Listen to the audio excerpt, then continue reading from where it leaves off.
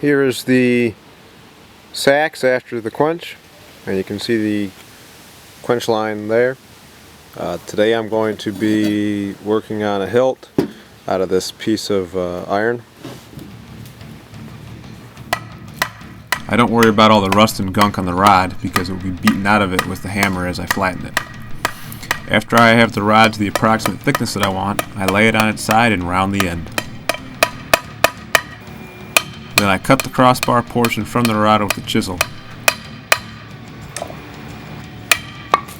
After rounding off the opposite end of the bar and neatening the shape, it's time to cut the hole that the tang will fit into.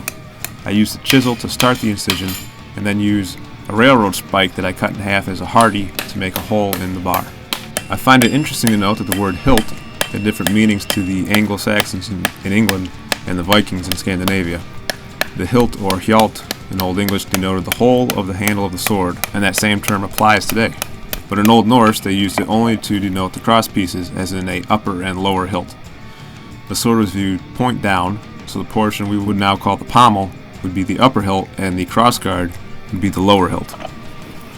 This hilt is so short I decide it will be the upper hilt, i.e. part of the pommel. I hot fit it onto the sword tang. Next I forge what will be the crossguard to shape. I want it to be close to the same length as the pommel, but still long enough to be useful as protection for the hand against opposing weapons. Because the iron deforms and is drawn out slightly when I cut the tang hole, I decided to do that first and then fit it to the tang before cutting it from the bar. My cutting tool sunk into the anvil stump, so I used my cold chisel to cut the hilt. Then I forged out a second section for the pommel from a piece of railroad spike. Many of the early Viking and Anglo-Saxon swords had upper hilts that were made of sandwiched pieces of iron, wood, bone, or horn, and that was my intention to replicate with my sacks. I wanted the pommel to have a certain width to it, otherwise it would look less Viking.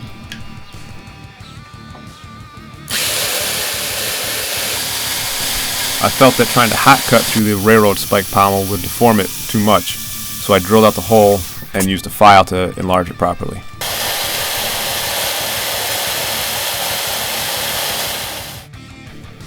My next step is to carve the sword's grip.